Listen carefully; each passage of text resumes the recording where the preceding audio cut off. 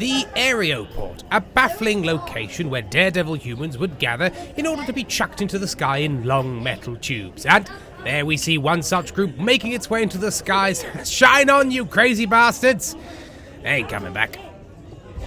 I've found a magic floor and I fly. I don't need you earthbound fools anymore. It's me. Oh, my legs. Oh, they're full of soup and lead and coins. David, please, David. Oh, whoa! Never mind, David. Don't need you anymore. Flying again.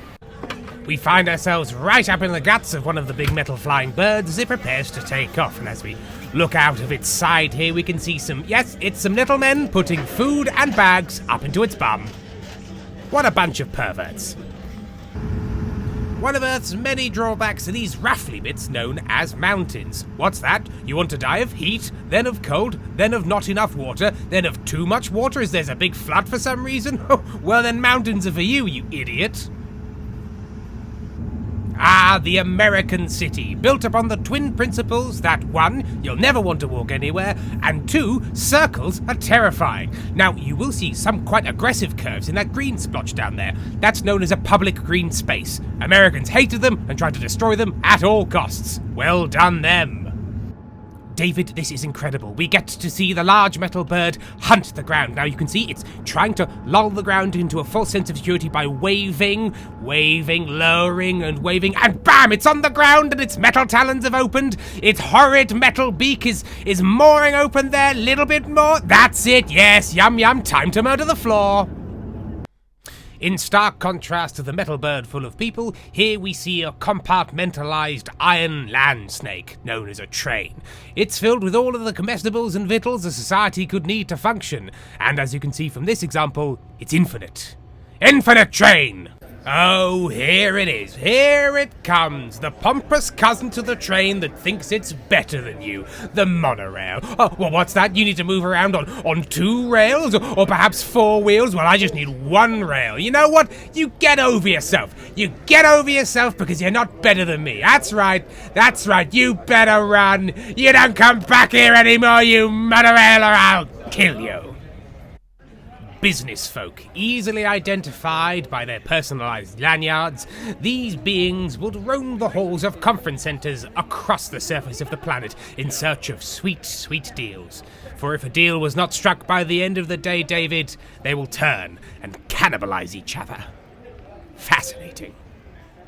A pack of cyclists. These deadly velocipedologists roam the highways and byways of America in search of treasure. In this particular case, mostly Vaseline to soothe their chafed bums and thighs. The Skyscraper Hotel, an early human experiment in vertical people containmentification. This particular example seems to have an unfortunate case of resort rot, which, if not treated with unguents, will require total redevelopment. Some hotels were more multifunctional than others. Here we see the Sky Spike, used to store both people and Earth's largest papers, sadly decommissioned in the early 3000s when it stabbed the face of God. Well, a few more buildings here, sort of a white one there, kind of a turquoisey one, there's a tall one over there, sort of a flat one there, and well, of course that's the Void Orb that landed one day and controlled everyone's minds for a couple of years until it was blown up by the army, and sort of a bronzy one over there. I'm a bit bored of buildings, if I'm honest, so let's move on. The casino floor, David, place of victory, place of shame. Oh, take my coins, sweet temptress, take them from... David, I need to go, I've ruined my trousers. The artificial indoor garden was a more common sight in cities towards the end of the human habitation of Earth. Created as a place for the rich to escape the poisonous external world they created, it also stood as a gigantic metaphor for... something. I'm not sure. Isn't it pretty? Now, we can only assume this is one of Earth's major water sources, because there's no possible way they could build something this apparently wasteful simply because it looks absolutely bitchin'. Now, David, I don't want to alarm you, but I'm not entirely sure what this gurgling device is. Could it be some sort of pretend chrome and plastic bomb? Could it be some sort of ion-splitting device? Well, there's only one way to find out. We're going to have to take a little peek inside here.